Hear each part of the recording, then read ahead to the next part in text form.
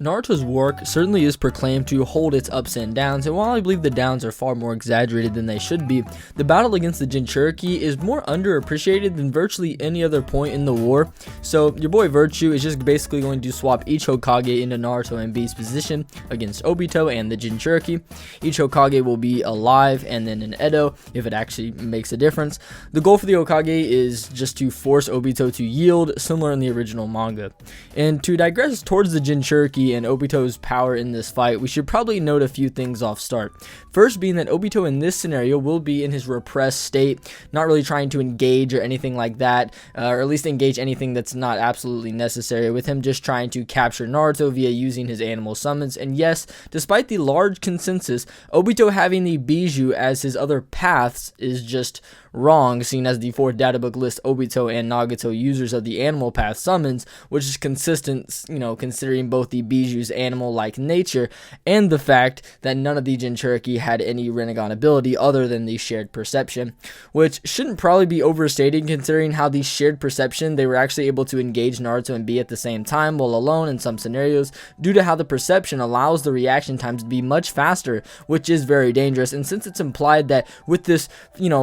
this force connection, they now have the a pseudo perfect Jinchuriki type connection, with them being able to use like their one tail states that was practically just unique to B for a while, which is supported by how Gyuki notes that the Rinnegan and Sharingan increase their Jinchuriki abilities. This is displayed very well with Fu, one of the 7 tails, who was able to actually use her wings to completely weave and nearly blitz Killer Bee's strikes, forcing him not only to send Samehada out as another fighter, but also add the Raiton to his blades to increase their speed and throwing them at her back of her head to try to actually catch her off guard, which she still dodged both attempts. And so not many off guard attacks or cheap shots like this will be able to actually be performed in this fight, which is like bad for, say, a fighter like Tobirama, whose MO is to act in this manner. And yes, the other Jinchuriki are also impressive in this form, such as Yugito using Fu's mist to clash equally with B, and even use some of her tracking bombs, with Roshi also just being able to burn Naruto's face pretty casually through the KCM1 cloak, even with Han just being able to prevent Naruto from breaking Roshi's Rinnegan rod with his kick,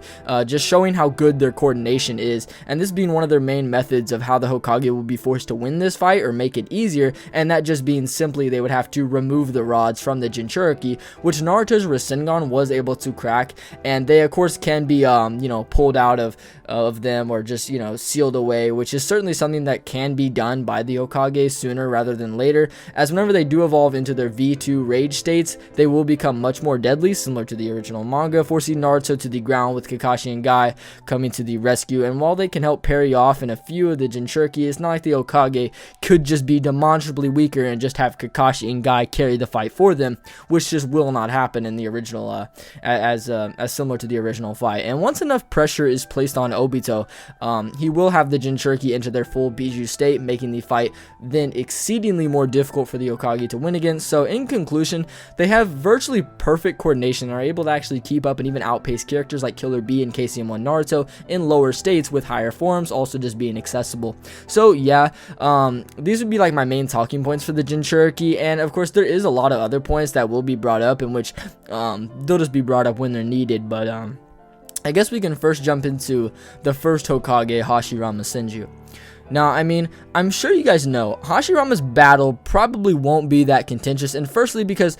whilst alive, we actually know that Hashirama in Sage Mode was more than capable of overpowering 10 Susanoo amped Kurama Bijou bombs at the same time, and this being, the same one bomb who was able to equal out all 6 of the other Jinchuriki's Bijou bombs, and this was a KCM2 Naruto who actually slapped it, who is certainly weaker than Edo Madara, at least in this avatar state, when Madara was using a replica of Hashirama's Wood Dragon, this being the same Madara who was able to use that and completely thrash the avatar. And this is the same Madara who's very comparable to a weaker Hashirama in Edo, with both actually being able to beat and react to each other's attacks and outpace each other at certain points. And the same Madara who was also just called the strongest Uchiha, placing him blatantly above White Mask Obito, who is narratively the strongest character in this bout and could go on to actually keep up with KCM2 Naruto and Taijutsu later, which is pretty telling of his ability. And of course this would translate to Madara and hence Hashirama. And this is also pretty consistent, as Madara was also able to casually react to a KCM2 clone, completely one-shotting him with his own attack,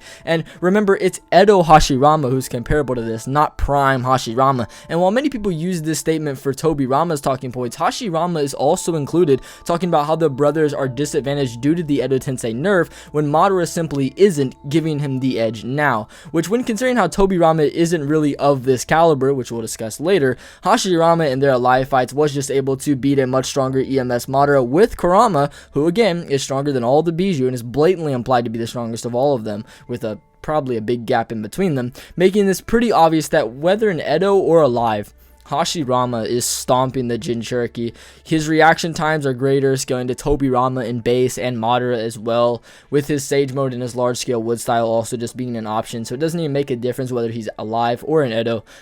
It's Hashirama, he just slams.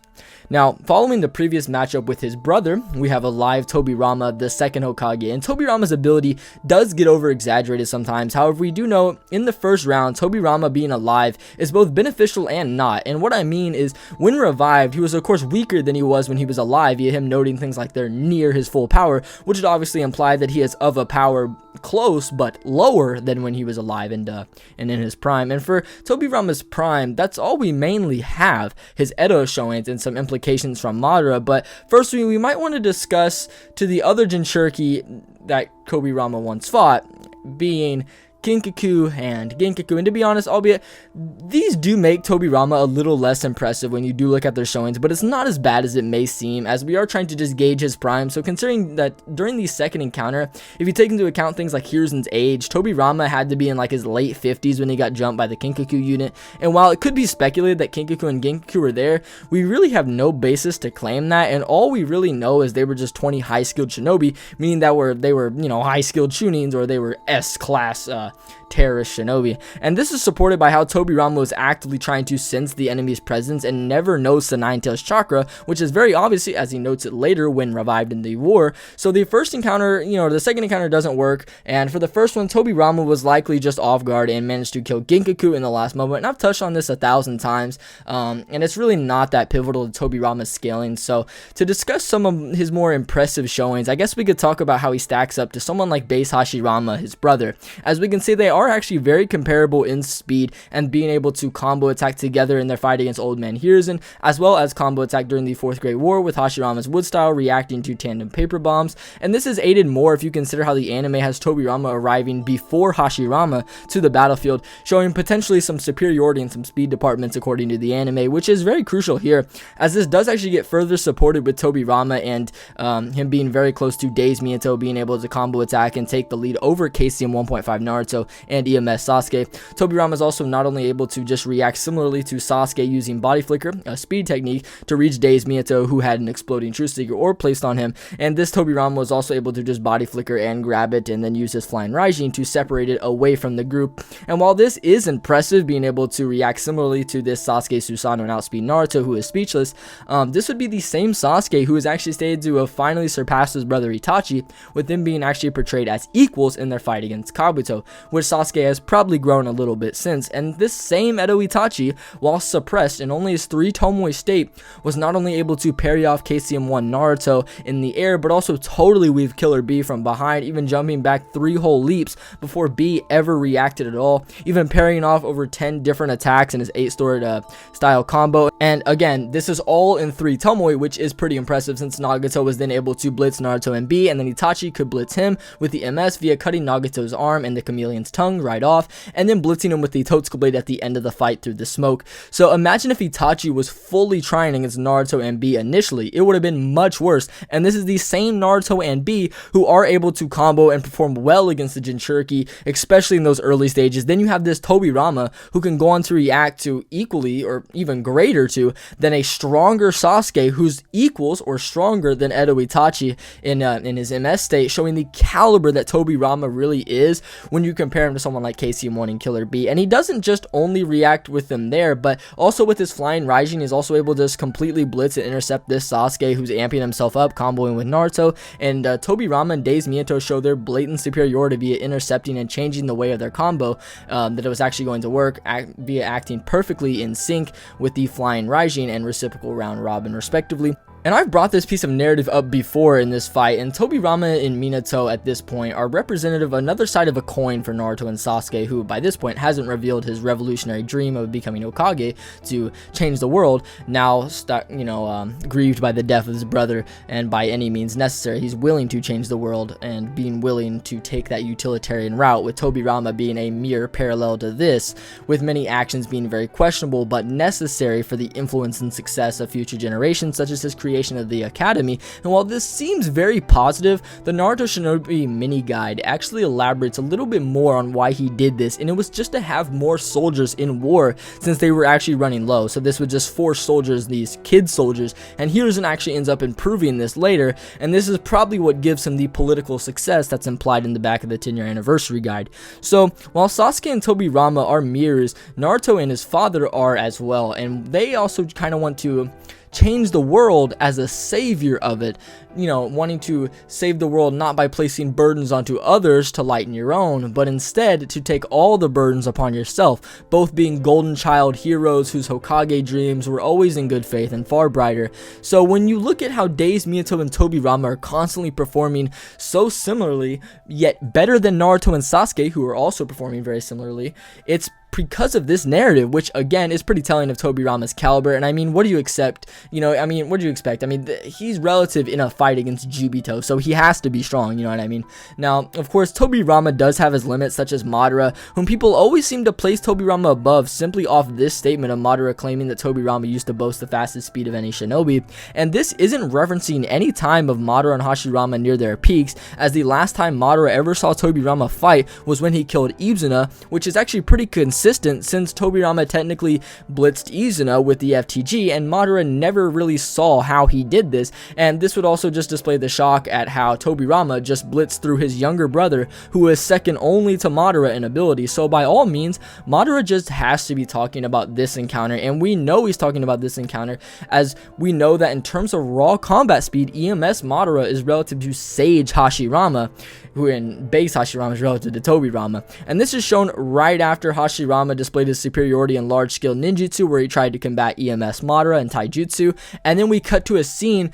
of Madara looking in far better condition, despite Hashirama having a healing factor that was in play, as it actually does heal the bite from Madara. So I mean, Madara has, or at least he had to at least survive the taijutsu scuffle, no matter which route you take, which is very disingenuous to even take, as the 4th data book talks about Hashirama and Madara being nearly equals, and that the distance between them was so close it was in fact paper thin, which only could have been true if Madara was massively above in taijutsu, as Hashirama was massively above in ninjutsu.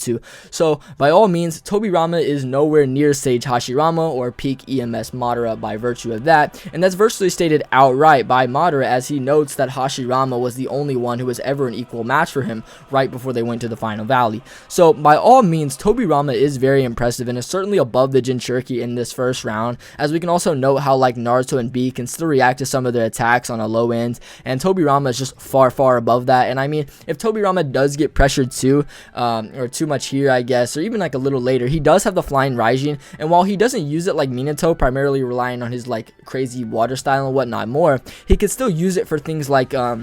creating a margin of error, such as how if he's about to get blitzed or is somehow slower than his opponent in combat speed, he can react via just thinking, as he did react to revive Madara, despite Madara being faster in combat speed, which is pretty crazy. So Tobirama he probably just won't be caught lacking in these early stages. Now, when he does have trouble with the trees, similar to Naruto and B, he could always use his Severing Wave to clear a decent portion of them out, as it also is just able to cut the God Tree roots alongside Hiruzen's Enma, and this is pretty consistent. His water style is always what's implied to be his main asset, such as how, even when extremely nerfed against and suppressed against Old Man Hiruzen, he was still able to use a basic water wall to block and cancel out Hiruzen's Flame Bombs, which are actually stated to be the strongest of all fire style in the world.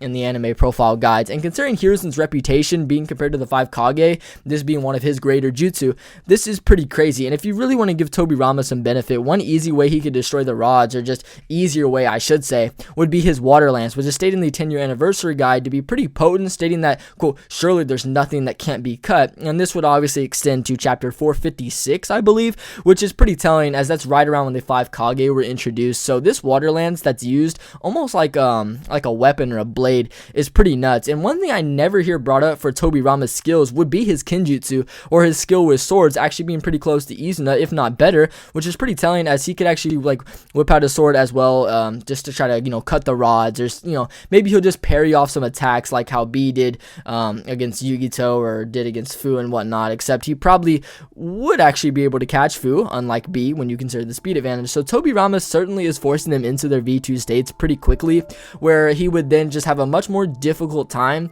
trying to pierce their hides. But again, if you really run with the water lance and you think it's maybe durability negating, then he does have that. But at least he will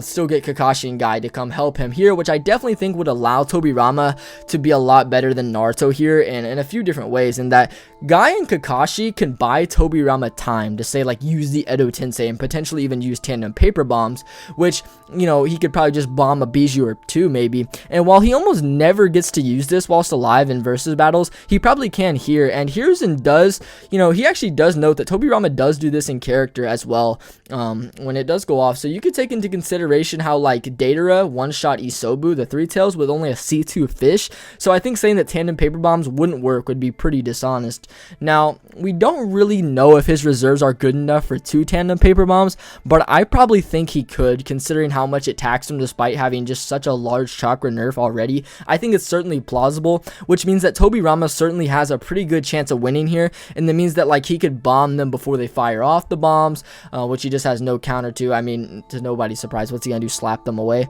But he could also just, you know, again, bomb them to a point where they won't use the Bijou bomb, and Obito simply pulls them back and leaves to go to Madara's battlefield, and Kakashi and Guy could probably just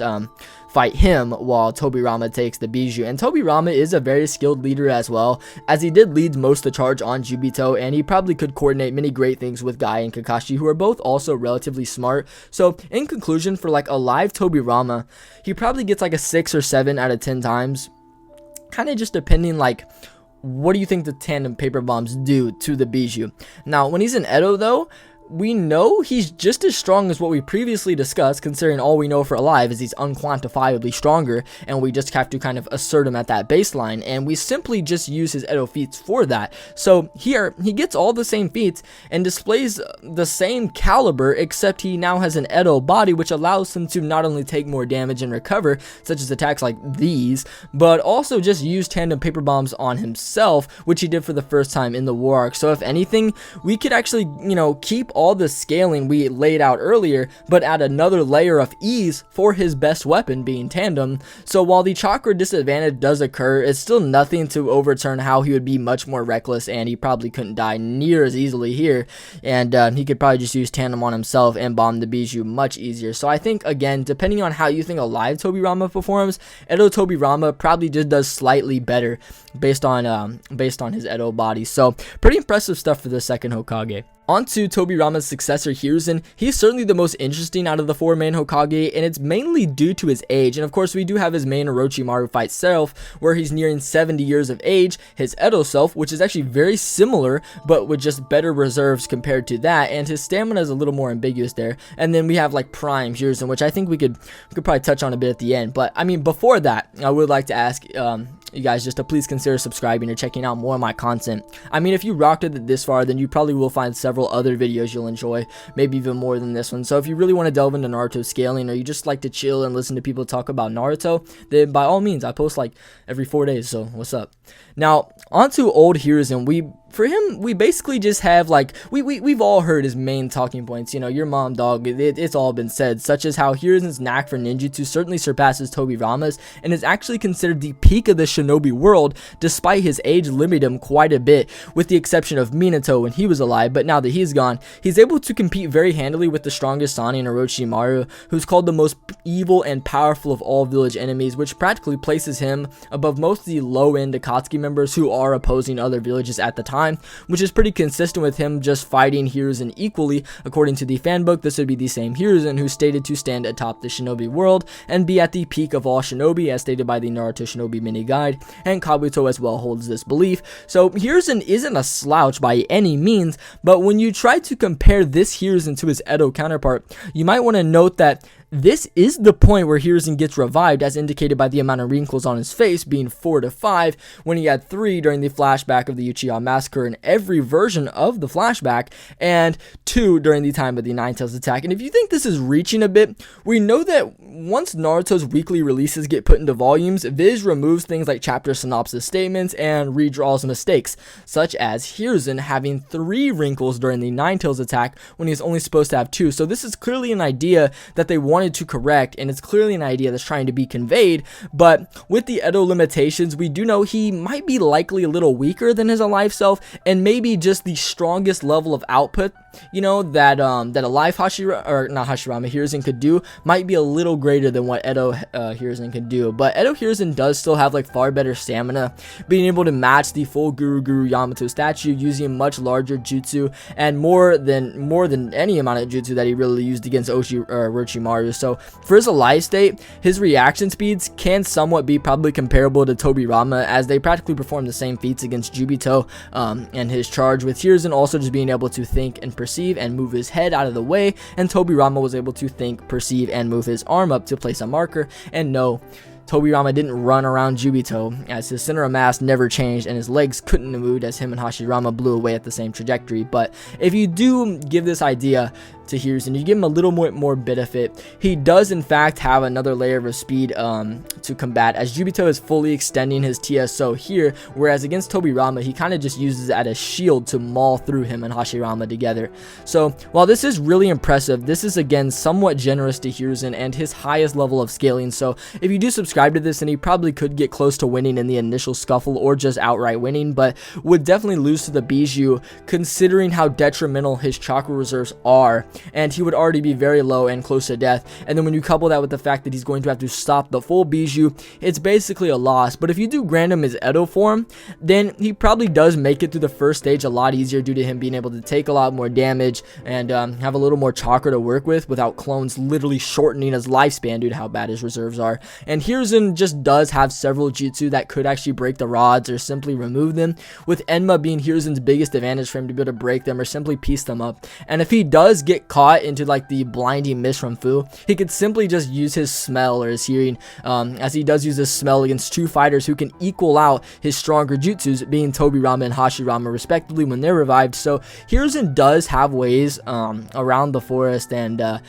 ways to get to the first round. But for the second round, his clone and different nature combos would be pretty useful, but he simply wouldn't really have any way of mitigating the Bijou bombs or putting down the Bijou before they could kill him. And his help that he gets from Guy and Kakashi just doesn't do all that much, as again, they're not going to be able to do everything for him. So concluding Edo Hiruzen, this version does perform marginally better, but does suffer from a lack of showings for him just really being able to either beat out the V2 Jinchuriki or stop the Bijou bombs. Now,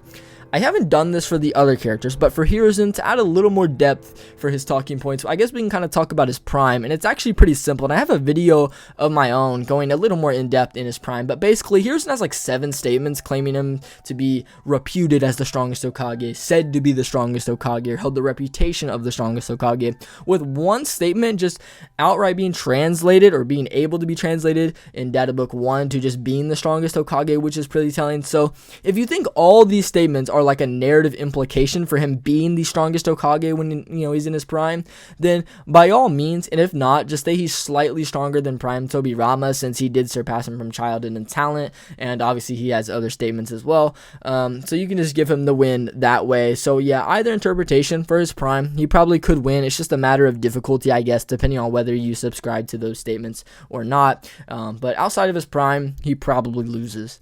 And after Hiruzen, we have one of the most interesting ones in this list, and arguably the most controversial outside of maybe Tobirama, and that's obviously Minato. And this is very telling, considering he is certainly above old man Hiruzen, being stated to have unrivaled strength in the chapter 238 synopsis statement, which would obviously place him above old Hiruzen and any of the 5 Kage, Kakashi, and even Itachi and Kisame from part 1, which is pretty consistent later when you consider how the Raikage stacks up to Minato.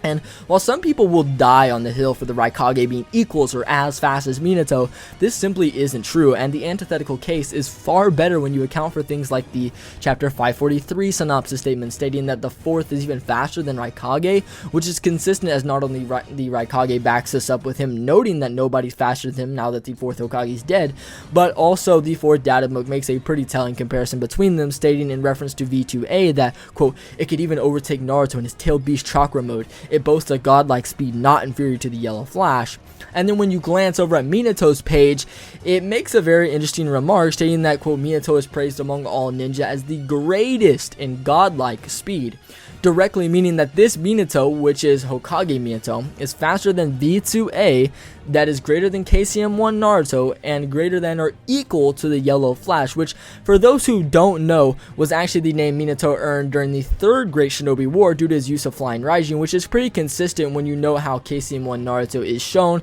and when he has several comparisons to the Yellow Flash, yet Hokage Minato has scaling to KCM2 or slightly below, as Kakashi during this Jinchuriki fight sees KCM2 Naruto and actually thinks it's Minato arriving in Edo, which is pretty solid supplementary material when you consider the whole narrative and wording for how Naruto is going to need to master the Nine Tails to fight Obito and take him down, this obviously meaning KCM2. And no, claiming that Minato doesn't know the full extent of the Nine Tails is pretty disingenuous, as in his deathmatch he's not only stomped Obito but also fully blitzed around the full Kurama like it was nothing, and I mean he was piecing it up like 15, but this is pretty insane when you think that half of Kurama in half of his tailed cloak was pressing pain into using Chibaku Tensei, yet here's base Hokage Minato showing off his speed, stamina, and arsenal by blitzing him using the Flying Raijin and Guiding Thunder that actually creates a crack in space and time, which Minato used to react and transport Kurama's full Bijou Bomb that made the Hokage rock look tiny when it exploded, and then he went on to continue to use Flying Raijin and other techniques despite holding off the Nine Tails